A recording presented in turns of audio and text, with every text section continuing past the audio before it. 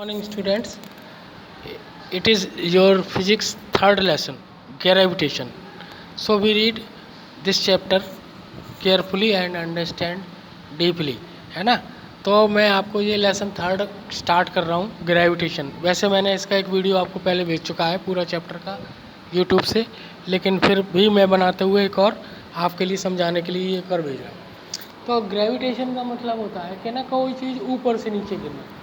देखो इसमें, देखो ये नीचे ऊपर से नीचे गिर रही है, यानी कोई भी चीज़ जब हम ज़मीन से के सरफेस से ऊपर से नीचे गिराएंगे तो वो हमारे अर्थ पर आके फॉल होगी, यानी गिरेगी। तो इस चैप्टर में यही समझाया गया कि तो जो ऊपर से नीचे आती है ना, तो ये अर्थ एक अट्रैक्शन फोर्स लगाती है हर बॉडी पर, जिससे वो बॉडी नीचे अट्रैक्ट होकर नीचे की ओर आ जाती है। तो जिस फोर्स से वो नीचे आती है उस फोर्स को हम बोलते हैं ग्रेविटेशन फोर्स। तो इसी की स्टडी हम करेंगे यहाँ। That force is necessary to produce motion. जैसे अब जैसे किसी चीज़ को अब धक्का लगाओगे तो वो मोशन करेगी। अब लेकिन जैसे ऊपर से कोई नीचे आ रहा है तो वो उस पर अर्थ का जो ग्रेविटेशन लग रहा है, जिससे हर चीज़ नीचे गिर रही है, तो वो सारा जो गिरने का जो फोर्स है अर्थ अपनी ओर अट्रैक्ट करती है, तो इसको हम फोर्स ऑफ ग्रेविटेशन कहते हैं या ग्रेविटेशन फोर्स कहते हैं। थस इसका मतलब stone drop from a height fall toward the earth because earth exert a attraction force और पुल भी कह सकते हैं on stone and pull it is down, तो वो नीचे गिर जाती है। तो इसी ये क्या हो गया, हमारा फोर्स ऑफ ग्रेविटेशन हो गया। उसी फोर्स की वजह से वो गिरती है, अदरवाइज नहीं गिरेगी।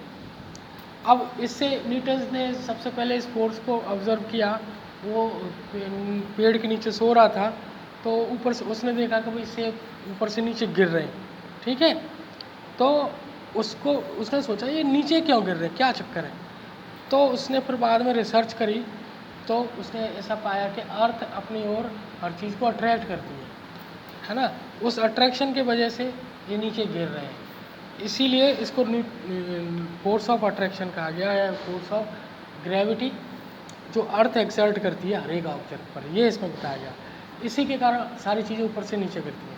जैसे देखो बारिश की बूंदें नीचे गिर रही हैं, वाटर फ्लो जो हो रहा है वो भी इसी के कारण होता है।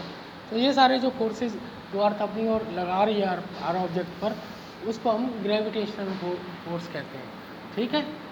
तो ऐसा फोर्स जो अर्थ अपने सेंटर की ओर लगाती है ना, ऊपर से नीचे, हम लोग उसके सरफेस पर रहते हैं, ठीक है।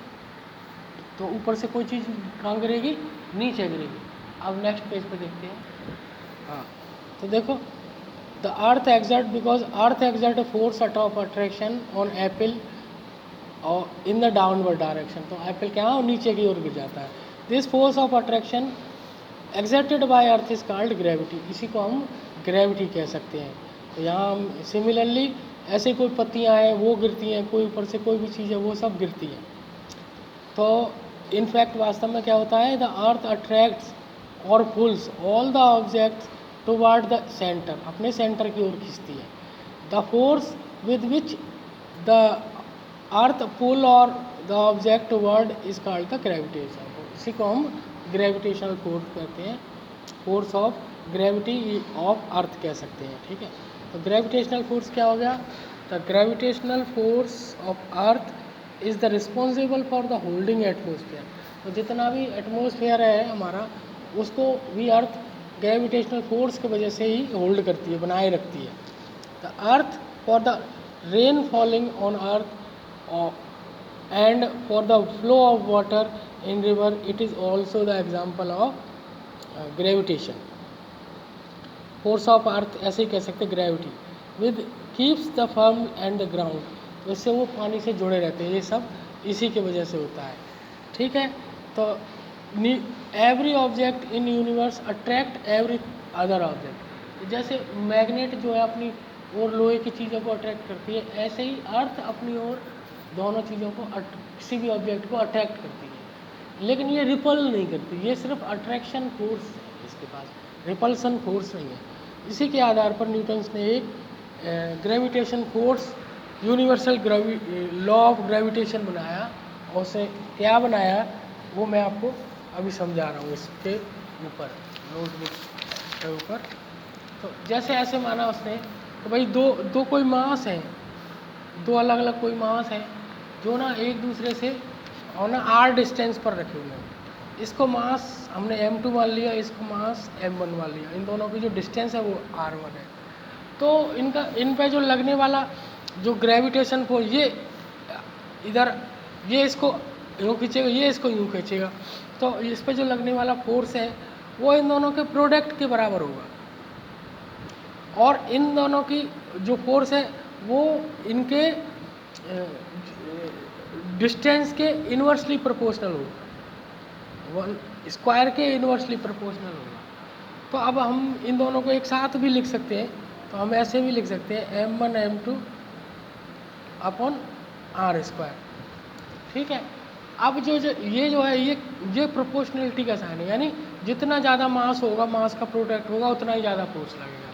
और इन दोनों के बीच में जितनी दूरी कम होगी तो फोर्स ज़्यादा लगेगा, दूरी बढ़ेगी तो फोर्स कम लगेगा, यानी डिस्टेंस के इन्वर्सली प्रोपोर्शनल है। अब इस इन्वर्सली प्रोपोर्शनल के साइन को जब हम हटाते हैं, इक्वल का निशान लाते हैं, तो यहाँ पर हमने एक कांस्टेंट लेके आए, इसे ग्रेविटेशनल कांस्टेंट कहते हैं, G, capital G, m1 m2 upon r square.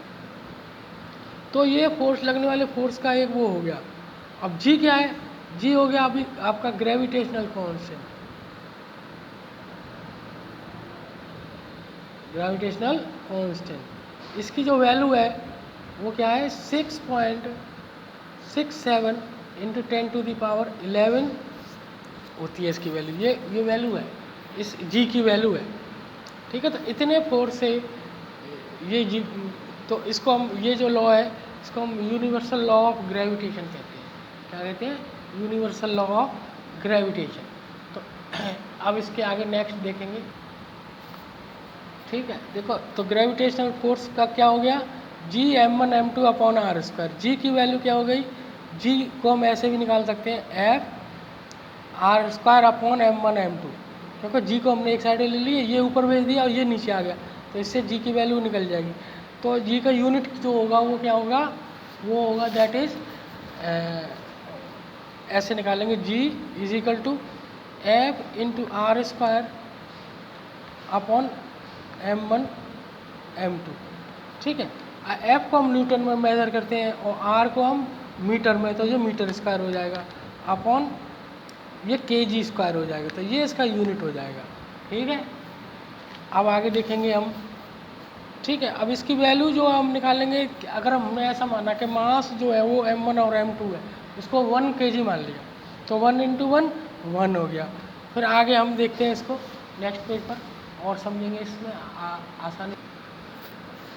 तो gravitational constant g is numerically equal to the force, यानी g की वैल्यू जो है उस फोर्स के बराबर है, उस बल के बराबर है, which exert between two object, two bodies of unit mass, यानी 1 kg मास, यूनिट मास मतलब 1 kilo, keep the distance of 1 metre. उनके बीच के जो डिस्टेंस है वो हमने 1 यूनिट रखी, तो उसकी वैल्यू आती है 6.67 into 10⁻11 newton metre upon kg square. तो इतने वैल्यू का जो फोर्स लगता है, दो 1 kg के हों और उसे 1 मीटर की डिस्टेंस पर रखा जाए, तो उनके बीच में लगने वाला फोर्स की वैल्यू ये होती है। ठीक है। अब इसकी वैल्यू, इसको हम वैसे भी निकाल सकते हैं। यहाँ पे हमने देखा कि m1 m2 की वैल्यू 1 kg रख दी, यहाँ 1 मीटर डिस्टेंस रख दिया, तो उसको कैलकुलेट करोगे तो वो इसकी वैल्यू ये आएगी, 6.67 इंटू 10⁻11 न्यूटन। यानी दो बॉडी के बीच में जो 1 kg की है, उनके बीच में यदि फोर्स हम मेज़र करें तो वो कितना आता है? 6.67 इंटू 10⁻11 न्यूटन का। और -11 का मतलब 0.000 करके 10 और फिर 1, तो यानी बहुत छोटा सा फोर्स, इसलिए उसको हम ऑब्जर्व नहीं कर पाते, इसलिए वो अट्रैक्शन आपको दिखता नहीं है। तो इसीलिए कहेंगे this observes obvious that gravitational force of attraction between two body of 1 kg each 1 metre apart between is 6.67 into 10⁻11 Newton. तो it is very small force, ये बहुत ही छोटा फोर्स है, क्योंकि -11 बहुत छोटी नंबर हो गई, काउंट करेंगे इसे तो उसकी वैल्यू बहुत ना के बराबर, इसलिए हमें वो अट्रैक्शन करती हुई दिखती नहीं है, लेकिन एक्चुअली वो अट्रैक्ट करती हैं, इस फोर्स से करती हैं, through the various object on the earth attracts another constantly, एक दूसरे से करती हैं। They do not cause any motion, इनके इसके वजह से मोशन नहीं होता, because gravitational force of attraction between them is very small, तो बहुत ही छोटा होता है। अब दो चीज़ें आपस में रख दो तो नाक के बराबर होता है, ये होता है। तो इसलिए आप यहाँ तक देखेंगे और ये न्यूमेरिकल्स करेंगे आप। ओके।